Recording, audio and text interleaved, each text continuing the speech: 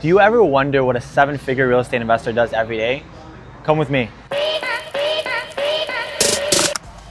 Hey, Eduardo. Hey, Eduardo, how's it going? Good, and yourself? Good, man. Thank Welcome. you. Thank you so much. Thank you for coming. Welcome to my office. Can you tell us a little bit more about your day-to-day operations and show us a little bit around the office? Sure. The name of the company is IRG Corporation, and we brand through ibuyflorida.com. And this is the day-to-day. I'm going to show you pretty much all the different departments that we work with and pretty much everyone that handles it. We have an acquisition team, which pretty much takes care of all the leads that we are currently buying.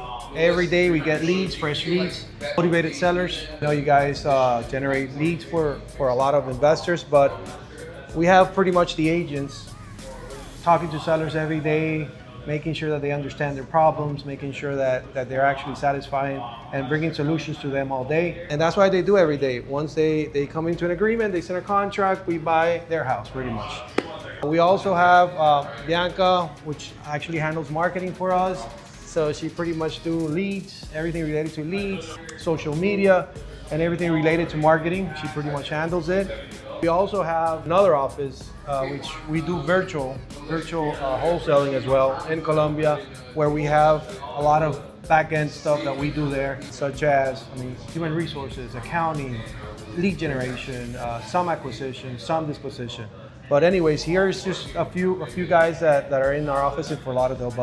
But we also have this position. Look, Joseph is in acquisition as well. He pretty much called leads, but this is Jonathan in Dispo, selling properties. My name is Jonathan. I'm Eduardo's assistant, so I just wanted to relay that. Awesome, man. So we get to see a little behind the scenes here, as you can see. As a real estate investor, what would you say for someone that's starting out? What should be their first hire? Their first hire is definitely acquisition. This business is pretty much everything related to acquiring acquisitions, right? So you really have to understand how to talk to sellers. I think that's the main thing. And even if you have money, you don't have money, you could always talk to sellers. You could always find motivated sellers and really try to put that property under contract.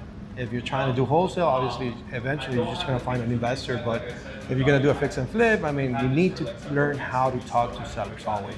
Couldn't agree more, man. And you know, the energy here is amazing. What's the secret behind building an office with such great energy? And can you tell us a little bit more about your morning routine, your daily routine as a real estate investor, a successful real estate investor?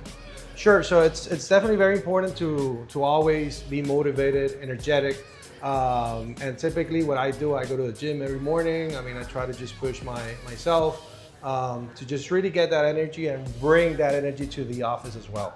So creating a team is definitely, I think it's part of it. The team itself is pretty much what happens. They're the day-to-day thing. So just finding the right talent, finding the right people, it's definitely very, very important in order for you to grow, in order to really get the business where you want it for it to be. And can you tell us more about your operation? So you invest in South Florida? So pretty much we brand, like I told you before, through a brand, ibuyflorida.com. That's how we generate most of our leads, at least online. But it's a lead gen company, pretty much run on a day-to-day. And we buy leads from different sources. We buy leads from motivatedsellers.com. We buy leads from PPC. We buy leads from our own internal cold calling team that we have. And at the end of the day, that's really the blood of the business. If you don't have leads, it's going to be very hard for you to buy a house, right? And I'm referring to seller leads, mainly more than buyer's leads, right? So leads is pretty much the blood of the business. We generate around 50 to 100 leads a day. So we want to make sure that we're satisfying those leads every day correctly, the right way, because it's not only about generating leads, but also making sure that you're satisfying all those leads the right way. And when I say the right way, there's different avenues. One is buying the house cash, another one may be getting a listing, another one may be doing an ovation. There's so many techniques out there that you really need to understand what you're doing every time you're talking to a seller, right? But most important is just bringing the solutions to those sellers that wants to sell their house. Can you tell us a little bit more about this market right now? As you know, there's a lot of controversy around the Florida market. A lot of people want to buy here. A lot of people are scared. The market right now is a little bit, Right. So can you tell us a little bit more about the Miami-Dade or the Broward County areas? I think real estate overall, it's always been very segmented to markets. And when I say markets, it varies depending on the counties, depending on the cities and all that. But the market overall, at least for this year, has slowed down a bit. And that's something that we realize that. I mean, every quarter we kind of run numbers, we run our data, and we realize how many cash transactions there's been every quarter. And there's definitely a slowdown overall in Florida. But it also, you have to take into account also the different cities or the different counties that you're referring to. So the west coast of Florida right now is definitely hurt. There were 2 different hurricanes. I mean, and there's so many distressed properties right now where sellers are motivated to sell their houses. So you could get a lot more discounts in a market like that versus maybe South Florida, where everybody wants to come in here, live, and all the prices are continuing going up. So it all depends, but overall, I would say Florida nationwide has slowed down a lot.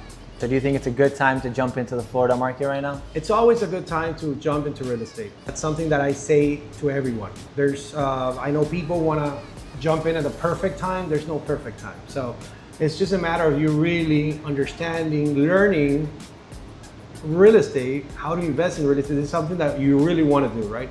If you want to do it, you can make money in the downturn, you can make money in the upturn, anywhere you go. I mean, you could always make money in real estate. And there's so many things in real estate. I mean, maybe wholesale is one of the exits.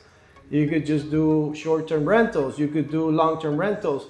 Whatever it is, multifamily, commercial, there's so many avenues in real estate, but I think the most important thing is just mindset, making sure that you're ready for it and that you're committed for it, and just thinking as a long run thing. I mean, it's always, real estate has been forever, years and years. So you make sure that if you want to go in, just commit yourself very hard and make sure that you and your mind understand that.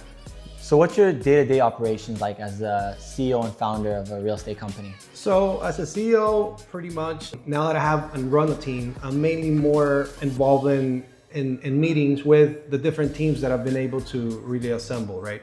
So like I said, I mean, we have an acquisition team, which I want to make sure that I'm running that team through KPIs, key performance indicators, where I understand really how many leads we're generating daily, how many leads have we contacted based on the amount of leads that we've generated, how many of them are executed. So KPIs, I mean, if you are able to really identify and just put everything to numbers, you're going to really understand where each team is. Mm-hmm. So acquisition is one of the meetings that we have twice a week, at least twice a week. If there's anything that needs to be taken care of, I'll make sure I'll just hop in.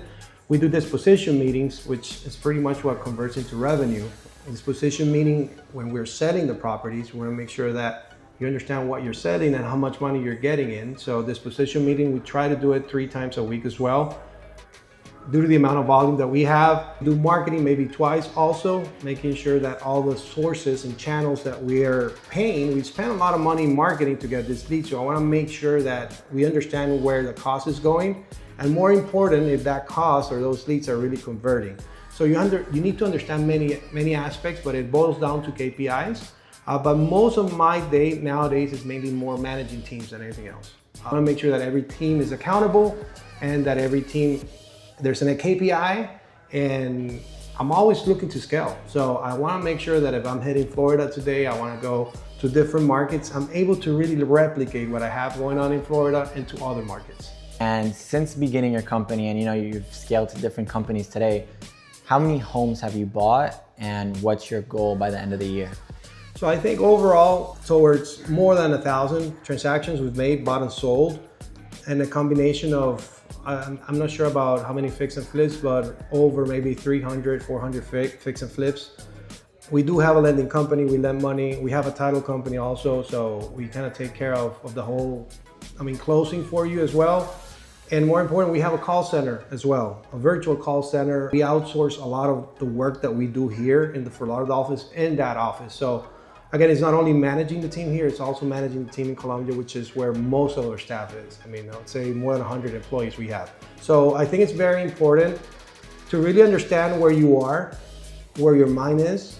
And if real estate is something that you really want to do, commit to it, and just make sure you just talk to people that are running as operators. In the business, right? It's not only just kind of going social media, this guy has a lot of money. Maybe they're not operators, so that's the guy you don't want to maybe learn from, right?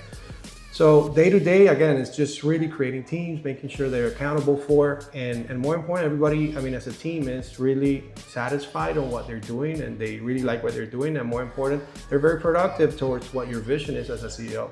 What are your 3 favorite things about being a real estate investor and starting something amazing like this? That's a great question, and it kind of goes back to when I first started.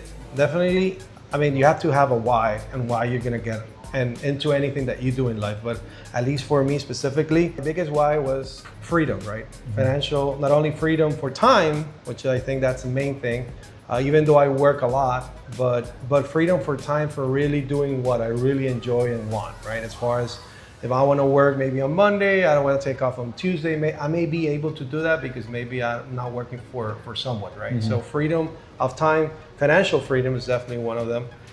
Making sure that you create wealth, because it seems that real estate, when I first started, that's the only thing everybody you heard is how can you create wealth is through real estate, right? So making sure that you just find a vehicle or a venue such as real estate in order to just achieve that. And in my case, it's been like that. So time, financial freedom, and I think more important, legacy. And I'm really helping people throughout all this process, and it could be family members, it could be students. If I'm teaching them on how to start, even my family, I mean, just providing with something after I die, right? Just leave something, either properties, education, knowledge. There's so many things that you could help people with this industry and change lives.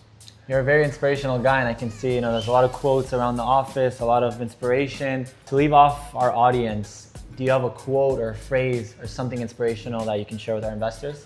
I mean, we're in the best country in the world where opportunities are everywhere. It's just make sure that your mind is aligned towards what your goals are and just work hard for it. Make sure that you commit to it so hard where eventually it's going to start working out. And I know that it takes time, but just have to be patient, be smart on the time you spend, where you're spending it, who are you dealing with, who are you talking to every day, and just auto-analyze yourself and really understand if what you're doing, it's really taking you where your goals are.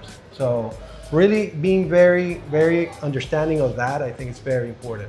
Because I think most people think, oh, I'm working, but there's no end goal, right? Sure. I mean, where do you want to go, right? So those are the kind of questions you have to ask yourself, auto-analyze yourself, but most important is just having a vision and going through it and working hard.